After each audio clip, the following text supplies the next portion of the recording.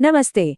आज के हमारे इस खास एनालिसिस में हम एक ऐसे टॉपिक पर बात करने वाले हैं जिसे लेकर इंसान हजारों सालों से सिर्फ सपने ही देखता आया है। मंगल ग्रह।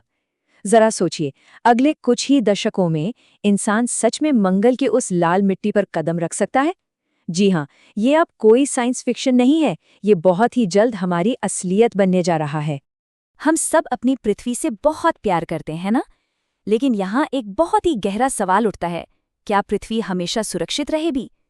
देखिए, लगभग 6.5 करोड़ साल पहले सिर्फ एक अकेले एस्ट्रॉइड ने पूरी की पूरी डायनासोर प्रजाति को एक झटके में खत्म कर दिया था। इस भयानक सच्चाई से हमें एक बात तो बिल्कुल क्लियरली समझ लेनी चाहिए। अगर इंसानों को अपना वजूद हमेशा के लिए बचाना है, तो हमें एक मल्टी प्लैनेटरी स्पीशीज बनना ही होगा। अपना सारा दाव एक ही ग्रह पर लगाना, सच कहूं तो हमारे भविष्य के लिए बहुत बड़ा रिस्क है। तो आज की इस सफर में हम क्या क्या कवर करने वाले हैं? सबसे पहले हम देखेंगे इंसानियत का नया घर, फिर समझेंगे मंगल की जानलेवा हकीकत। उसके बाद हम वहां पहुंचेंगे कैसे, फिर हम वहां सरवाइव कैसे करेंगे, और आखिर में बात करेंगे भविष्य की एक नई दुनिया की। चलिए सीधा अपने पहले सेक्शन में जंप करते हैं, इंसानियत का नया घर। आखिर मंगल ही क्यों? हमारे सोलर सिस्टम में तो और भी प्लैनेट्स हैं, है ना? सच तो ये है कि हमारे पास ऑप्शंस बहुत ही लिमिटेड हैं। अब जरा हमारे सबसे करीबी पड़ोसी वीनस यानी शुक्र ग्रह को ही ले लीजिए। वहां 450 डिग्री सेल्सियस का भयंकर तापमान है और सल्फ्यूरिक एसिड के बादल हैं, मतलब वहां जाना इंस्टेंट डेथ को बुलावा देना है। इसके मुकाबले मंगल हमारी पृथ्वी से काफी मिलता जुलता है। वहां एक दिन लगभग 24 घंटे 37 मिनट का होता है। पृथ्वी की तरह ही मौसम बदलते हैं, चलने के लिए एक सॉलिड सरफेस है, और सबसे कमाल की बात, वहां पोल्स और जमीन के नीचे बर्फ के रूप में पानी मौजूद है। एक तरह से परफेक्ट कैंडिडेट। लेकिन रुकिए, तस्वीर इतनी भी खूबसूरत नहीं है। आइए हमारे दूसरे सेक्शन पर चलते हैं, मंगल की जानलेवा हकीकत, एक हॉस्टाइल एनवायरनमेंट। क्योंकि पृथ्वी से थोड़ी बहुत सिमिलैरिटी होने के बावजूद ये जगह किसी जन्नत से कम, माफ कीजिएगा, मेरा मतलब है ये जगह सर्वाइवल के लिए एक बहुत बहुत बड़ी चुनौती है। मंगल पर तापमान -125 डिग्री सेल्सियस तक गिर सकता है, और विश्वास मानिए, ये कोई ऐसी वैसी ठंड नहीं है। वहाँ एवरेज टेम्परेचर ही -60 डिग्री रहता है। ये इतनी भयंकर ठंड है कि अंटार्कटिका भी आपको इसके सामने किसी गर्म बीच की तरह फील होगा। बिना प्रॉपर हीटिंग इक्विपमेंट के इंसान का खून तक नसों में जम सकता है, लिटरली। और ठंड से भी बड़ा खतरा क्या है पता है? वहां का एटमॉस्फेयर। मंगल का एटमॉस्फेयर पृथ्वी के मुकाबले सिर्फ 1% ही है, बिल्कुल ना के बराबर। और जो थोड़ा बहुत है भी ना, वो 95% जहरीली कार्बन डाइऑक्साइड से भरा है। अगर कोई गलती से भी वहां अपना स्पेस सूट उतार दे, तो बस 15 सेकंड में बेहोश और 2 मिनट के अंदर खेल खत्म। बिना स्पेशल गियर के वहां 1 मिनट भी सरवाइव करना बिल्कुल नामुमकिन है। मान लीजिए कि हम ठंड और हवा की कमी से बच भी गए, तो एक और अदृश्य दुश्मन हमारा इंतजार कर रहा है, रेडिएशन। देखिए, पृथ्वी के पास एक शानदार मैग्नेटिक फील्ड है जो हमें सूरज की खतरनाक रेडिएशन से बचाती है।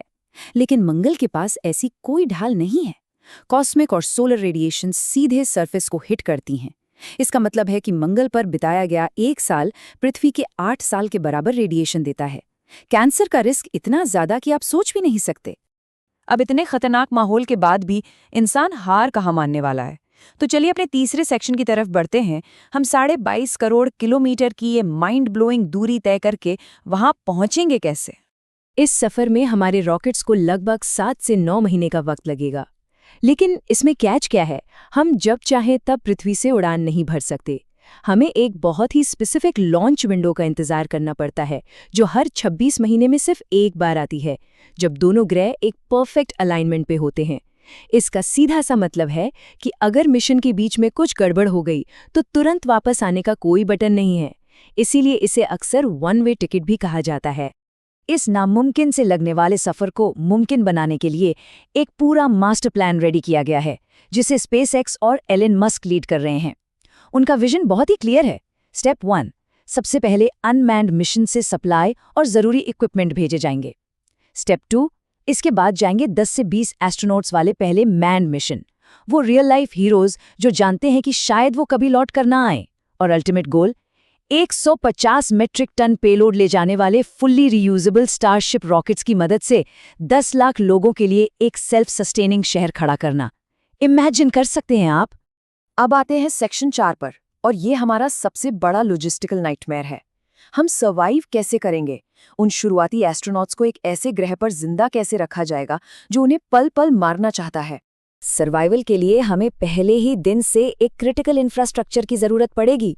शुरुआत में लोग पृथ्वी से भेजे गए प्री फैब्रिकेटेड प्रेशराइज्ड हैबिटेट्स में रहेंगे, लेकिन यहाँ सबसे गेम चेंजिंग काम होगा पानी निकालना। बड़ी बड़ी ड्रिल मशीनें मंगल की जमीन के नीचे की बर्फ को निकालकर उसे पानी में बदलेंगी। और ये पानी सिर्फ पीने के लिए नहीं होगा, इलेक्ट्रोलिसिस के जरिए इसी पानी से सांस लेने के लिए ऑक्सीजन बनाई जाएगी और रॉकेट का फ्यूल भी तैयार किया जाएगा। एक तीर से 3 निशाने। अब लॉन्ग टर्म सर्वाइवल का एक बहुत बड़ा सीक्रेट वर्ड है ISRU, यानी इन सिचू रिसोर्स यूटिलाइजेशन। आसान भाषा में कहें तो पृथ्वी से सारा सामान ढो कर ले जाना बहुत ही महंगा और इम्प्रैक्टिकल है। तो हम क्या करेंगे? हम मंगल के ही रिसोर्सेज का इस्तेमाल करेंगे। हम रेडिएशन से बचने के लिए अंडरग्राउंड बेस बनाएंगे, और पता है, विशाल 3D प्रिंटर रोबोट्स मंगल की आयरन रिच मिट्टी का इस्तेमाल करके इंसानों के पहुंचने से पहले ही वहां सुरक्षित बिल्डिंग्स प्रिंट कर देंगे। ये सच में किसी साईफाई मूवी जैसा है। अब पेट भी तो भरना है। खाने की बात करें तो हम मंगल की मिट्टी में सीधे बीज नहीं बो सकते, क्योंकि उसमें परक्लोरेट्स नाम के टॉक्सिक केमिकल्स होते हैं।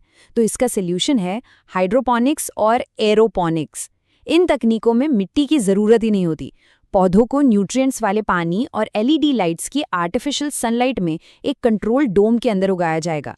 और ये कोई थ्योरी नहीं है, नासा पहले ही इंटरनेशनल स्पेस स्टेशन पर इस तकनीक से लेट्यूस उगाकर इसे टेस्ट कर चुका है।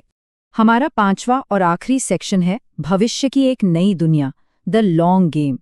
सर्वाइवल का फेज पार करने के बाद आखिर हमारी ये नई सभ्यता दिखेगी कैसी? अब बात करते हैं एक ऐसे कॉन्सेप्ट की जो आपके होश उड़ा देगा, टेराफॉर्मिंग। इसका मतलब है मंगल को बिल्कुल पृथ्वी जैसा बना देना। ये एक ऐसा थ्योरेटिकल प्रोजेक्ट है जिसमें कई सदियां लग सकती हैं।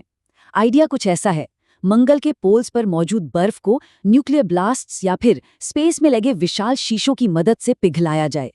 इससे बहुत सारा वाटर वेपर और कार्बन डाइऑक्साइड गैस एटमॉस्फेयर में रिलीज होगी, जो एक प्लैनेटरी ग्रीनहाउस इफेक्ट ट्रिगर करेगी, और धीरे धीरे पूरा का पूरा ग्रह गर्म और हमारे रहने लायक बन जाएगा। हमारा ये एक्सपेंशन कितनी तेजी से हो सकता है, जरा इसकी टाइमलाइन पर नजर डालिए। 2030 के दशक में पहला इंसान वहां पहुंचेंगे।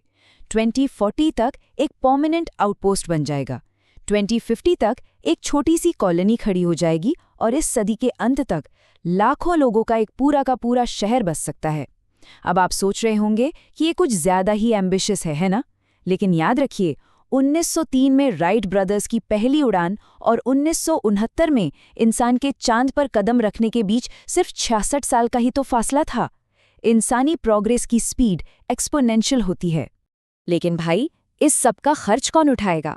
विजन ये है कि मंगल का टिकट आखिरकार पृथ्वी पर एक एवरेज घर की कीमत के बराबर हो जाएगा।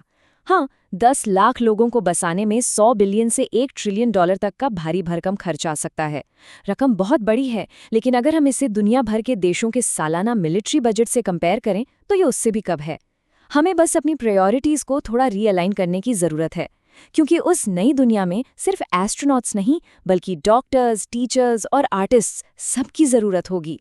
जरा सोचिए, मंगल पर इंसानों की डेली लाइफ कैसी होगी? लोग अंडरग्राउंड हैबिटेट्स में रहेंगे, जहां रेडिएशन के डर से असली खिड़कियों की जगह स्क्रीन्स पर बाहर की कैमरा फीड चल रही होगी। पृथ्वी पर अपने परिवार से लाइव वीडियो कॉल करना तो बिल्कुल नामुमकिन होगा, क्योंकि कम्युनिकेशन में 3 से 22 मिनट का डिले होगा। और वहां की सरकार कौन होगी? आउटर स्पेस ट्रीटी के हिसाब से मंगल किसी एक देश की प्रॉपर्टी नहीं है, तो वहां के नियम कानून कौन बनाएगा? ये दिक्कत तो पहली कॉलोनी बसने के बाद ही सॉल्व होगी। अब कई लोग ये सवाल उठाते हैं कि हम पहले पृथ्वी की ही प्रॉब्लम सॉल्व क्यों नहीं कर लेते? इसका एक बहुत ही गहरा फिलोसॉफिकल पहलू है। देखिए, एक्सप्लोरेशन और प्रॉब्लम सॉल्विंग दोनों हमेशा साथ साथ चलते हैं। याद है ना, अपोलो मिशन ने ही हमें वाटर प्यूरिफिकेशन और कंप्यूटर चिप्स जैसी टेक्नोलॉजीज दी, जो आज हमारी डेली लाइफ का हिस्सा है।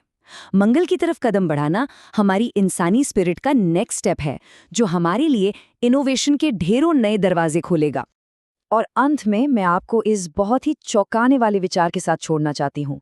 मंगल पर पृथ्वी के मुकाबले सिर्फ 38% ग्रेविटी है। तो सोचिए, जो बच्चे वहां पैदा होंगे जिन्होंने पृथ्वी को कभी देखा ही नहीं, उनकी हड्डियां और मांसपेशियां कैसे डेवलप होंगी?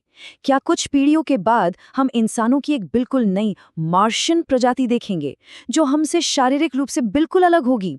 ये इवोल्यूशन का एक नया और बेहद रोमांचक चैप्टर है। आज के इस एनालिसिस से हमारा सिर्फ एक ही टेक अवे है: सीखते रहिए और सवाल पूछते रहिए, क्योंकि नामुमकिन सिर्फ तब तक नामुमकिन है जब तक कि कोई उसे मुमकिन ना कर दे।